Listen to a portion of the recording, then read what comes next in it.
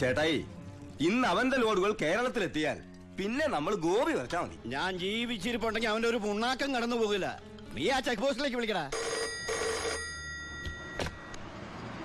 Hello, Walayar check post. ഇത് ഞാനാടവേ. എന്താ വർക്കിച്ചേ? അവനുണ്ടല്ലോ ആ പരമശിവം, വീണ്ടും ഒരു അംഗത്തിനുള്ള പുറപ്പാടില്ല. നീ ഒരു പേനയും പേപ്പറും കൊടുത്തേ. എന്നിട്ട് എന്റെ വണ്ടികളുടെ നമ്പറൊക്കെ ഒന്ന് കുറിച്ചെടുത്തോ. ഈ നമ്പർ ഒഴികെ മറ്റേത് വണ്ടി വന്നാലും പിടിച്ചോണം. ഇതെന്റെ ഒരു വാശിയുടെ പ്രശ്നമാണ്. ആദ്യം ഞാൻ ഏറ്റു വർക്കിച്ചേ. പറഞ്ഞു വിടറാ നമ്മുടെ വണ്ടിയുടെ നമ്പറൊക്കെ. നോട്ട് ചെയ്തോ. TN4 2255. TN4 2255. 2255 അല്ലേ? ഓക്കെ. KL9 3663. ഇതുപോലെ നമ്മുടെ 3 വണ്ടികളുടെയും ഫ്രണ്ടിലും ബാക്കിലും സൈഡിലും ഒക്കെ നമ്പറുകൾ ചേഞ്ച് ചെയ്യണം. അതിനുശേഷം ആദ്യം ചെക്ക് പോസ്റ്റ് കിടക്കേണ്ടത് നമ്മുടെ ഈ 3 ലോറികളായിരിക്കണം. ആദ്യത്തെ വണ്ടിയിലെ കിളിയായിട്ട് നീ ഉണ്ടാവണം. ആര് ചോദിച്ചാലും ചിന്നാടന്റെ ലോഡാന്ന് പറഞ്ഞാൽ മതി.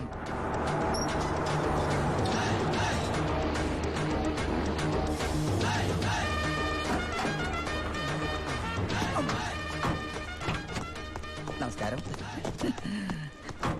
ചിന്നാടൻ മുതലാളിയുടെ ലോറികളാ, 3 ലോഡുണ്ട്. എന്താണ് വണ്ടിയില്? പെട്രോളാ? അല്ല, ഡീസലാ. കുറുപ്പേ സർ, ചിന്നാടന്മാരുടെ ലോറിയാണ്. ആ നമ്പരല്ല ഒന്ന് ചെക്ക് ചെയ്തേ.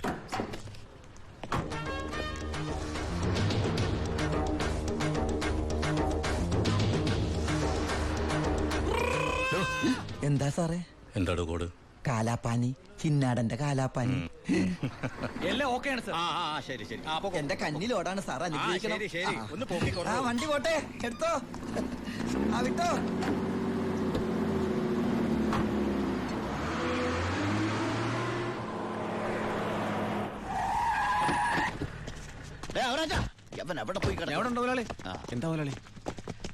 ചെക്ക് പോസ്റ്റിലൊക്കെ പറഞ്ഞു. കോഡ് മറക്കണ്ട. കാലാപ്പാനി. ശരി മുതലാളി. ശരി.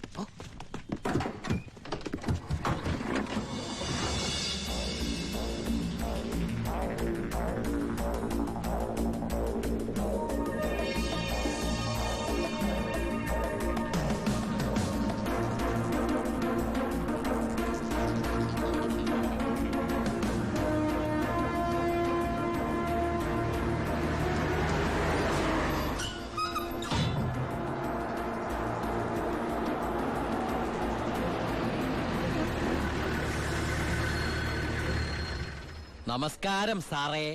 നീ എന്നെ സാറെന്ന് വിളിക്കരുത്. സോറി സാറേ. അയ്യാ, ഒന്ന് പൊക്കി തരണേ. പൊക്കി തരാവടാ.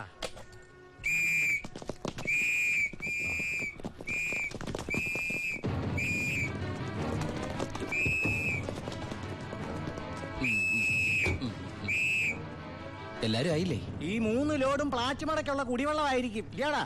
അല്ല, സ്പിരിറ്റാ. സ്പിരിറ്റോ? ആ, കേറി പരിശോധിക്കണോ സർ?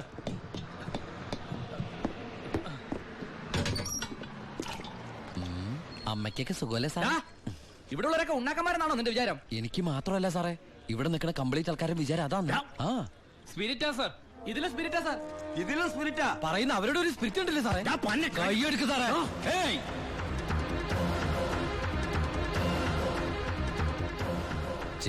ചിന്നാടന്റെ ലോറിയിൽ സ്പിരിറ്റ് കടത്തുന്നതിന് എന്റെ മെക്കട്ടങ്ങനെ കേറിയണ്ടല്ലോ.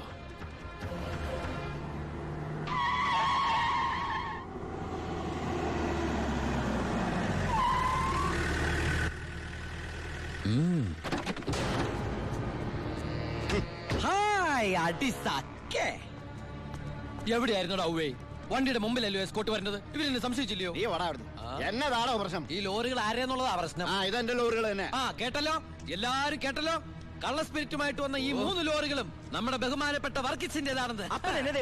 ഇത് നമ്മുടെ ലോറികളല്ല. അത് തന്നെയാണോ ഞാനും പറയാൻ വന്നത്. ഇത് നമ്മുടെ ലോറികളല്ല. ഇത് വർക്കിച്ചിന്റെ ലോറി തന്നെ. ഇത് കൊച്ചുവളുടെ പേരിലായിട്ടിരിക്കുന്നത് ചഞ്ചൽ. ഇത് എന്റെ ലോറികളെ അല്ല. അല്ലേ? അല്ലെന്ന് പറഞ്ഞില്ലേ? അപ്പൊ ഓക്കെ. വർക്കിച്ചായന്റെ ലോറികളല്ലെങ്കിൽ നമുക്ക് പിടിച്ച് അകത്തിട്ടല്ലോ സാറേ. എന്തായാലും ഉടമസ്ഥൻ വരുമല്ലോ. അപ്പൊ അയാളെയും പിടിച്ച് അകത്തിടാം. എങ്ങനെയുണ്ട് എന്റെ ഐഡിയ? സാറിന് ടോയ്ലറ്റ് പോകാൻ പറ്റുന്നുണ്ടോ? ഫേസ് വല്ലാണ്ടിരിക്കണു. വർക്കിച്ചായ ഒന്ന് ഇങ്ങോട്ട് വന്നേ. വന്നേന്ന് ഇങ്ങോട്ട് വന്നേന്ന് ഞാനല്ലേ വിളിക്കണേ. വർക്കിച്ചന് ലോറിയിൽ ലോഡ് അടക്കം വൻ നഷ്ടം വരുമെന്ന് എനിക്കറിയാം. വർക്കിച്ചിന്റെ വണ്ടികളുടെ നമ്പർ ഉപയോഗിച്ച് എന്റെ ലോറികള് 1 മണിക്കൂർ മുമ്പ് പാലക്കാട് അതിർത്തി കടന്നു. ഇനി മഷിയിട്ട് നോക്കിയാലും കിട്ടില്ല. എന്തിനാ വർക്കിച്ചൻ എന്റെ റൺവേ കയറി കളിച്ചത്? അതുകൊണ്ടല്ലേ ഞാൻ കയറ്റി കളിച്ചത്. ഇനി എന്റെ റൺവേ കയറി കളിച്ച ഇതൊരു സാമ്പിൾ വെടിക്കട്ട. തൃശൂർ പൂരം കാണാൻ പോകുന്നേ ഉള്ളൂ. വരട്ടടവേ. ആ അടി സക്കേ. ഒന്ന് തള്ളിക്കേ. ദേ അയാളെ വിളി. സാറേ ഒന്ന് പൊക്കിക്കേ. ആ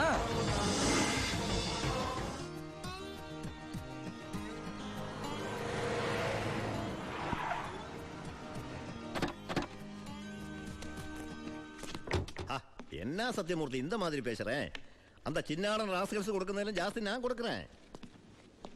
ഓ ശരി ശരി, നേരി പാക്കറ. എന്താ ഭായി സത്യമൂർത്തിയുടെ പ്രശ്നം? പ്രശ്നം ആ ചിന്നാടന്മാര് തന്നെ. നമുക്ക് ലോഡ് തരായിരിക്കും അവന്മാര് പല രീതിയിൽ ശ്രമിക്കുക. എങ്കിൽ പിന്നെ ആ റാവുന്റെ അടുത്ത് സാധനം എടുത്തൂടെ? അപ്പാ ഞാനും അത് എത്ര തവണ അപ്പനോട് പറഞ്ഞതാ. അത് വേണ്ട. ആ സ്പിരിറ്റ് ഉപയോഗിക്കാൻ കൊള്ളില്ല. അത് സെക്കൻഡ് ക്വാളിറ്റിയാ. അതെ, ഈ ബിസിനസ് നമുക്ക് മോക്ഷം കിട്ടാനേ നടത്തണമെന്നല്ലോ. അങ്ങനെ പറയരുത് ജോണി. ചെയ്യുന്നത് സ്പിരിറ്റ് കച്ചവടാണെങ്കിലും അതിലുണ്ടൊരു നേരുന്നറിയും. ഇന്നേ വരെ നമ്മുടെ സ്പിരിറ്റ് ഉപയോഗിച്ചിട്ട് ആർക്കൊന്നും സംഭവിച്ചിട്ടില്ല. ആ വിശ്വാസം നശിപ്പിക്കരുത്. എന്ന് വെച്ചാ സത്യമൂർത്തിയുടെ ധോണി, നീ ഇതിൽ ഇടപെടണ്ട. ഓ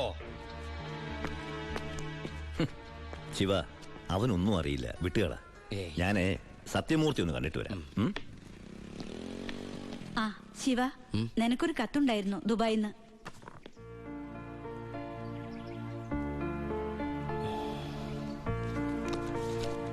എന്താടാ? വീട്ടിൽ നിന്ന് ഗോപിയുടെ അച്ഛൻ മരിച്ചു. എപ്പോ? മരിച്ചിട്ട് കുറച്ചു ദിവസമായി. നമുക്കൊന്ന് പോണ്ടേ? എവിടേക്ക്? നമ്മളിപ്പോ ദുബായിലല്ലേ. ഓ, അപ്പൊ ഗോപിക പാവം വീടൊഴിഞ്ഞു പോവാത്രേ.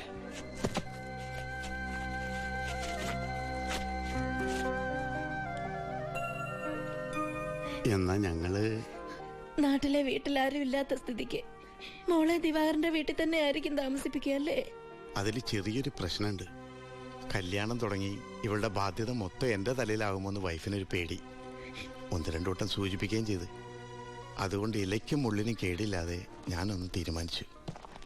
തൽക്കാലം ഗോപി ഒരു ഹോസ്റ്റലിലാക്കുക. അവിടെ അടുത്തൊരു തുണിക്കടയിൽ ജോലിയും ശരിയാക്കിയിട്ടുണ്ട്. ഇനിയിപ്പോ ആരെ ആശ്രയിക്കാതെ ഇവൾക്ക് ജീവിക്കാൻ കഴിയല്ലോ. വൈകി അവിടെ എത്താൻ രാത്രിയാവും.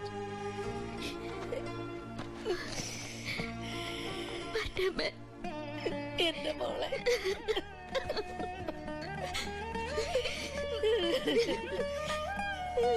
നിന്നെ ഹോസ്റ്റലിൽ നിർത്താനും തുണിക്കട പണിയെടുക്കാനും ഒന്നും ഞാൻ സമ്മതിക്കില്ല. ഞാൻ എന്റെ ഉണ്ണിക്ക് വേണ്ടി ആലോചിച്ചുറപ്പിച്ച പെണ്ണാ ഇവള്. അവൻ ദുബായിന്ന് വന്നാൽ ഉടനെ ഇവരുടെ കല്യാണം നടക്കും. 10 ദിവസം മുമ്പ് ഇവൾ ഈ വീട്ടിലേക്ക് കയറിയെന്ന് വിചാരിച്ച് ഒന്നും സംഭവിക്കാൻ പോണില്ല. ഗോപികയെ ഞാൻ എന്റെ അമ്പിളിയെ പോലെ നോക്കിക്കൊള്ളാം. അവളെ എനിക്ക് തന്നൂടെ? ഈ നല്ല മനസ്സിനെ നിങ്ങളൊക്കെ ദൈവം അനുഗ്രഹിക്കട്ടെ.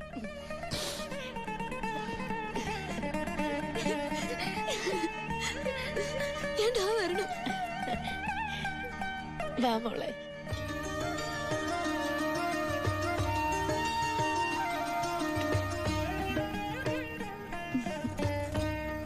വലതുകാല് വെച്ച് കയറിക്കോ മോളെ.